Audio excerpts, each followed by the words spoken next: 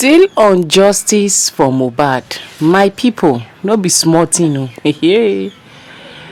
Iyabo Ojo aka Shekpeteri wey dey back Wunmi Cynthia Adebanjo on several occasions. The last interview she said she would never ever give up on Wunmi until the court proves otherwise. All of a sudden she don finally make U-turn o. My people, make una come hear update on this justice for Mohbad. No justice, no peace.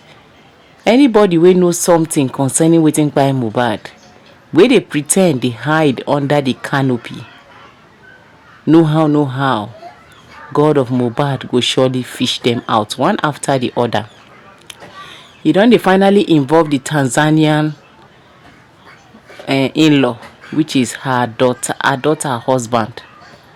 Like this, she don dey think am twice. My people, wonders they say it shall never end o. Make I no come dey take much of una time. Make una come, make we follow hear this one together from our guests. But before then, I still remember una humble girl Rekis. Na me dey bring una latest ogbonge tori.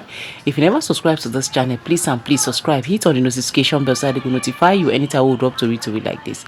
Let's go there, guys. Eba mi te Google sí kẹ́wo Roscoe of Tanzania ńbẹ̀. Gbogbo nǹkan tí Google sọ pa ẹ̀. Èyí tó dá ńbẹ̀ ni Shekpeteri mú. Ṣé Shekpeteri ò rí bí tó sọ pé ẹ̀ẹ̀mejì làwọn tó ń tẹ̀lé. Àwọn obìnrin tó fẹ́ nǹkan tí ò ṣe fẹ́ wọn mọ́ nìyẹn. Ipe alákọ̀ọ́kọ́ obìnrin tó fẹ́ wọ́n bá gbé ògbógi olóró. Wọ́n mú wọn, ó ní kó máa lò wọ́n asset wọn. Ó tún lọ fẹ́ kejì egbègo olóró ni. Ó easy náà ni ò fẹ́ yàwó láti bí 5 years ago. Àbọ̀rọ̀ mi ò yé yín. Mo tún sọ ó gba ẹnu mi. Ó gba ẹnu mi sẹ́. Mo ní jẹ́jẹ́ ni mo jókòó Shekpeteri ló kọ́kọ́ wá fọ́mọ mi. Ẹni tó fẹ́ lọ bá jà ṣọmọ nǹkan tó gbé dání ni. Màá wá fídíò yẹn, màá wá play fún gbogbo yín. Ó wá fọ́mọ mi ńjọ́ yẹn. Kò sí nǹkan tí ò fọ́mọ mi pé. Ṣé mo bá jà? Mi bá jà náà. Àbí mo wá update fún? No? Ebi ò tètè dáyàn lóhùn bẹ́yẹn, ṣùgbọ́n tí bá máa dá ẹ lóhùn. Ìyá abẹ́ẹ̀kẹ́. Abẹ́ ẹ̀gbọ́n mi. Mo ní ṣé Shekpeteri, ṣẹ́gbọ́, èèyàn kan ní Bukola sọ pé I watched that video that day. Ṣẹ́gbọ́, mo sọ fún yín pé few months ló ti wá fọ́mọ mi sẹ́. Àbí kò yé yín. Ìbéèrè ò fàjà. Òun ló kúkú kọ gbogbo achievement ọmọ mi tí ẹ rí. Àná lèèyàn kan ṣẹ̀ṣẹ̀ sọ fún mi. Ẹ jẹ́ pa yín lẹ́rìn. Ẹ kọ́kọ́ bá mi rẹ́rìn náà. Ibi tẹ́ tí mo mọ̀ pé Shekpeteri ìponú nìyẹn. Àbí kò yé yín. Ibi tẹ́ tí mo mọ̀ pé Shekpeteri ìponú nìyẹn. Nǹkan ẹyọ kan mo béèrè. Inú mi tiẹ̀ máa ń dùn pé ó máa ń wò mí. Èmi ni number 1 fan ẹ̀. Ó máa ń wò mí. Ó ti asáré dá mi lóhùn. Ìgbà tí mo dóhùn àti bàbá jẹ́gẹ́jẹ́gẹ́ wọn ò sí mọ́nà. Ó sáré lọ gbé mọ́tò ẹ̀. Mo ní kó àtijọ́ tí mo ti ní kó fi mọ́tò tiẹ̀ wọ̀n. Tọkọ EYE sí tó fi wọ̀n mi. Àrí mọ́tò bàbá jẹ́gẹ́jẹ́gẹ́ mọ́. Bàbá jẹ́gẹ́jẹ́gẹ́. Ó wá Lóhun dé London láàárọ̀ yìí. Ó lóhun wá kí ọmọ òun. Lólí ni bàbá jẹ́gẹ́jẹ́gẹ́. Lólí ẹ bá wò ó sìn o. Ó lè sanwó tíkẹ́ẹ̀tì ara ẹ̀ kó ló ń fẹ́ wá bá bàbá jẹ́gẹ́jẹ́gẹ́ London. Èmi mò ń control life ẹ̀ lọ́wọ́lọ́wọ́ báyìí. Tí n bá ti sọ́wọ́ ẹ̀ sáré update. Mo like nǹkan tí mò ń ṣe lọ́wọ́. I'm getting what I want. Yeah. Ẹ jẹ́ kí n máa sọ lọ o. Ìyẹn kọ́ ni board of contention ló ṣe ń gbọ́. Ṣé ẹ pé òun ló kọ achievement ọmọ ẹ̀? Mo dẹ̀ ká ẹ jẹ́ kí n lọ kà. Bí bó lọ ti send ẹ̀ sí mi o, mo ń bọ̀. Ìgbà tí nǹkan tó ṣẹlẹ̀ sí ọmọ mi. Ṣé ẹ pé tàbá ń wo wait, some people pass through it. They can take as many people as possible through the route to success because they pass through it.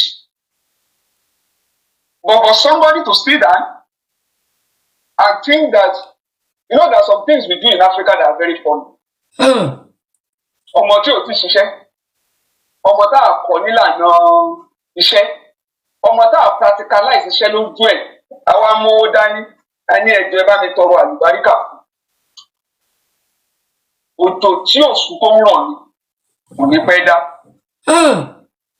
So there are so many things we package as sources that and that's where we are today in this part of the world. So anybody can call anything, give it any name online, but that does not change the meaning. That does not change the understanding. That does not change the concept of what an achievement is. So, because it's normal. It's normal. You know, when people say success is not final, failure is not fatal. It is the courage to continue that counts. Ẹni tí ò bá ń lé, ẹni tí ò ṣe rí, ẹni tí originality kò tiẹ̀ súnmọ́ rí. Tí ò bá pákéjì gbọ̀ngàn tó ní òun náà ti débẹ̀. It is even better to fail in originality than to succeed in imitation. You see some people, wọ́n kàn ti rí èèyàn kan, ó ti wà lókè. They want to imitate, they want to go and imitate that person. They want to be like that person. They want to take a picture of that person without failing at their own originality and learn through the process. The road to success and the road to failure are almost exactly the same. They are almost the same.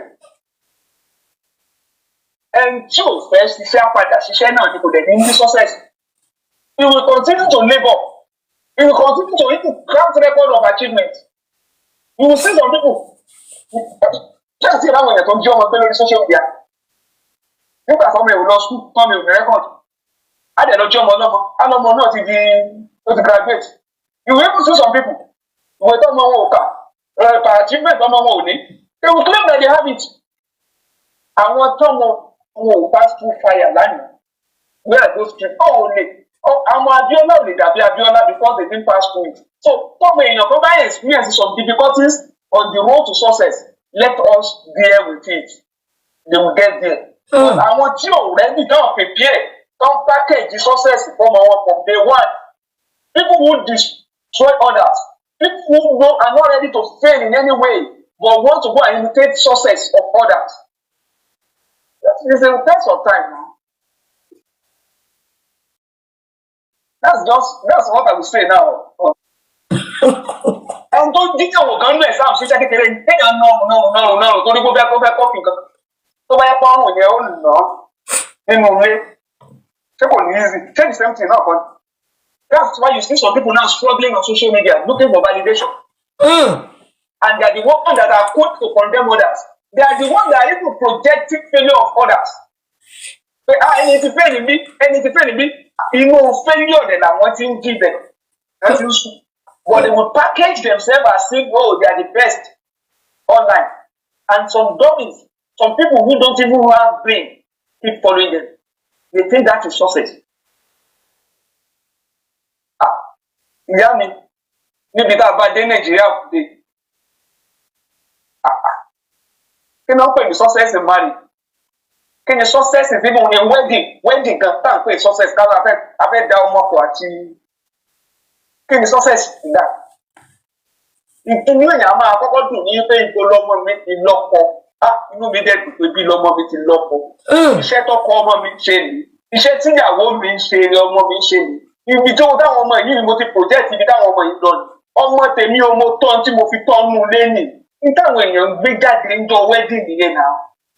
It's the wealth that you are coming to display. It's not the wealth. Talk about the complete package of what you are bringing to the table. For others to emulate. That is the route I'm talking about. The route to prove success is not by get entreaty. It's by making the right investment. When you see people today, with the theory, they just, in fact, people are there for to go keep worry fit down.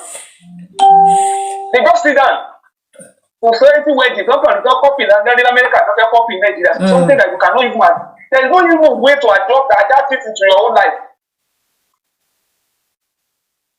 My sister, let's go to the next. Ẹ ṣé sir, Daddy, mo pè yín jọ Saturday sir. update kan ṣẹlẹ̀ sà. Mi mọ̀ bí ẹ rí Ṣẹpẹtẹ́rì náà ni. Ó update pé sorry, ó ṣe live video. Ó sọ pé òun ò lè bá wọn bú Àṣànà, ṣé ń gbọ́ sà. Ó nítorí pé òun ń depend lórí social media judgment. Ó ní court ò tí sọ pé Àṣànà jẹ̀bi sà. Ó ní so kò sí èyí tó kọ òun fẹ́ rí evidence pé Àṣànà jẹ̀bi kó òun tó máa support ẹ̀ mọ́ pé òun máa support ẹ̀ dáadáa because tí sọ pé Àṣànà jẹ̀bi ni mo ṣe pè yín jọ yẹn sà pé dádì ṣé ń gbọ́ ọ̀rọ̀ lẹ́nu ẹyẹ. Mo wá sọ̀rọ̀ kan pé you can see the contradiction there now. You can see the contradiction even before you land. Gbogbo wa la mọ̀ tó ń lọ lórí social media now. From day one, there's a difference between suspicion and validation. One, the same. If somebody comes out to say, èèyàn kú o, ọ̀rọ̀ yìí la ṣe ń wo olúwa lójú o, ìjọba ẹjọ́, you generalize it. You don't personalize it. You can generalize it. That means that you leave the investigation open. But from day one, people were this. Is it not that you must explain? You can't say you must do this. You can't say you don't know these people. You can't do this. You can't say that. However, all of a sudden, that position then, why are we not maintaining that position up to today on other people? Other people that we have our suspicion on. Why is it not the same approach? By extension of logic, if we have found somebody to have committed an act, and we think that act is enough to pass our judgment, why are we evading that same process on others? In fact, the one that they alleged there, there was no basis for it. Other than pé ọ̀gá àtọmọṣẹ́ lọ.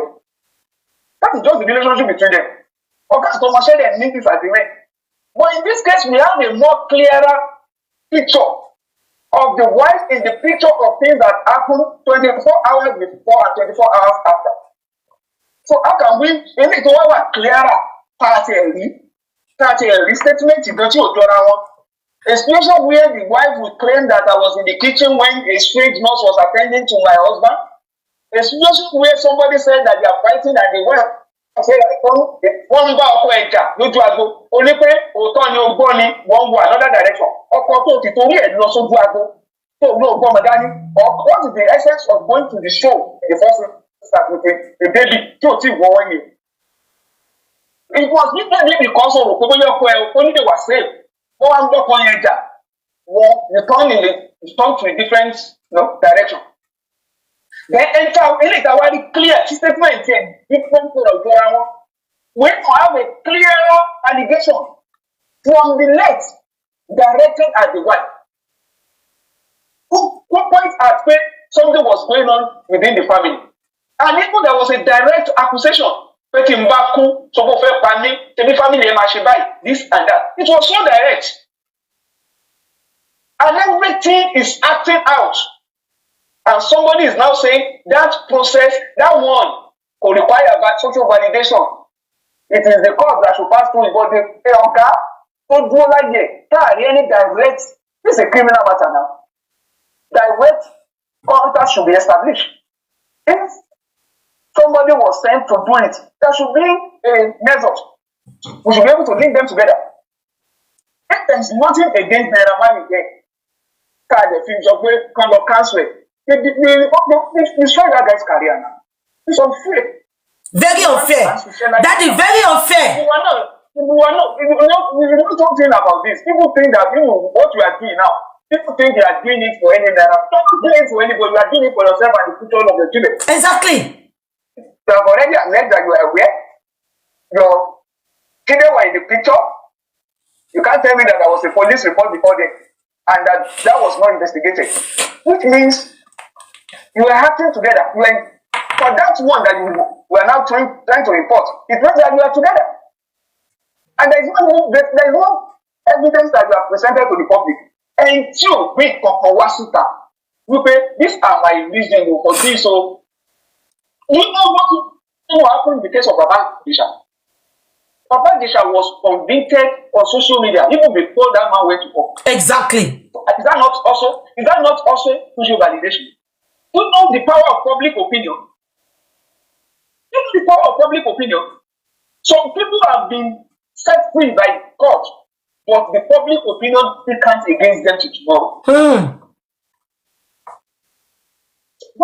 How are we addressing that? That is unfair. And we need blood that runs through their veins, and just like we are all human beings now. And up to today, anybody, we are quiet on whatever happened to Naira Marley. In fact, Nigerians too, we are very unfair to Naira Marley.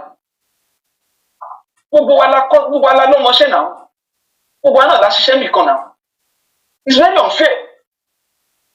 Thank you, my sister. Daddy achievement ẹ máa gbọ́ o. Ó wá kọ gbogbo eré tọ́mọ yẹn ṣe ń gbọ́. Ó ní ó influence, ó ṣe influencer fáwọn èèyàn, ṣe ń gbọ́ mi. And she called that an achievement. Meanwhile, ẹ ti gbọ́ nǹkan tí daddy pè ní achievement. Ṣé nǹkan tí mo sọ yìí?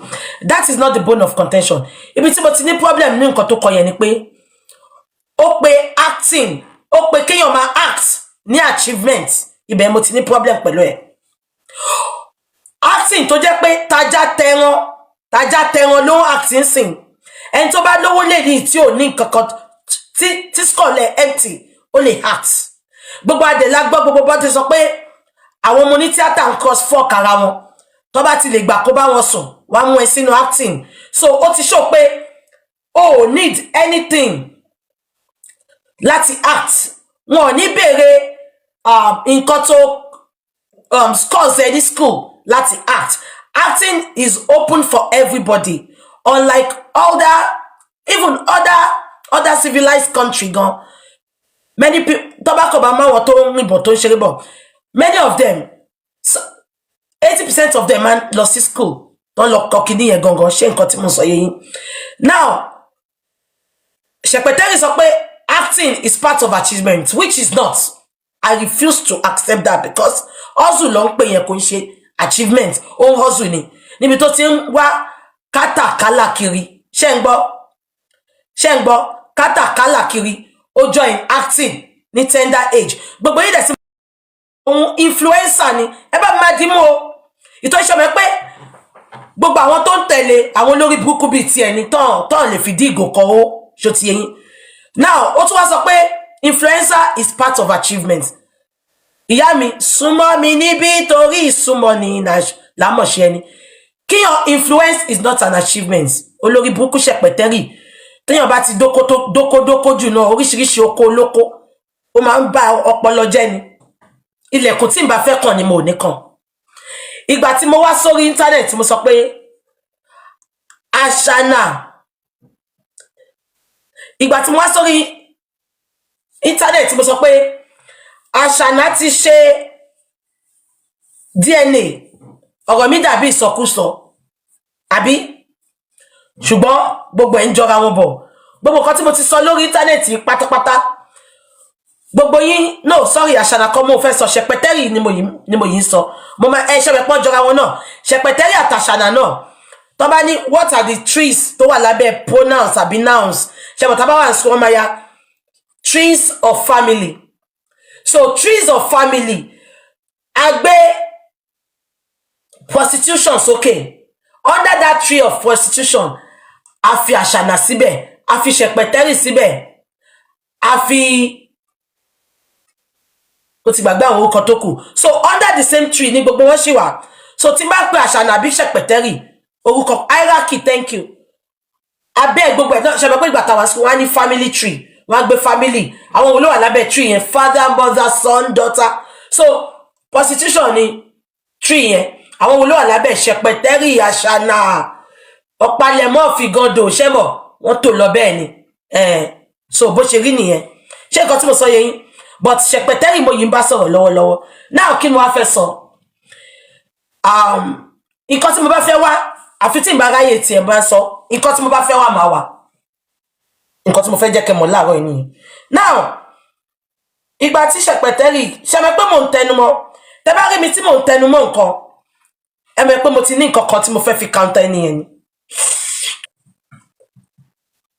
ó sọ pé ọmọ ẹ lọ sí Babcock mo ti ṣe findings mi mo fẹ́ evidence pé ọmọ ẹ lọ sí Babcock fún mi l'evidence yẹn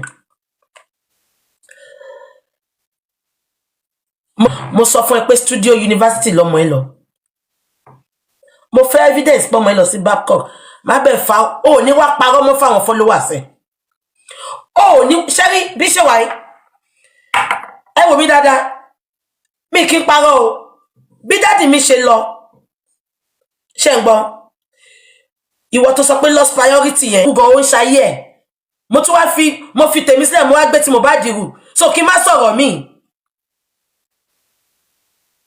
Thank you BC Wise graduation ceremony gown yẹn ibo ló ti wọ̀ ṣé ní auditorium tó ti fún wọn ní certificate ló ti wọ̀ àbínú studio ló ti wọṣọ yẹn ó dẹ̀ tún yà lẹ́yìn igi abẹ́ igi òrombo ṣèbọn dá mi lóhùn ẹ jẹ́ kó mú síta náà ẹ má bá sọ̀rọ̀ please mi ìkúkú bá jiyàn àní mi ìkúkú bá jiyàn ó yà nínú studio ó dẹ̀ yà ní ibi abẹ́ igi kan báyìí ó dẹ̀ ju fọ́tò yìí update tí mo ṣe láàárọ̀ yìí mo parọ́ ó ṣẹlẹ̀ lóòótọ́ ó dẹ̀ ní kí n béèrè nǹkan kan lọ́wọ́ ẹ̀ ó ní year tó ṣe tán àti course tó ṣe ó ní tó bá ti fún mi àwọn á fi wá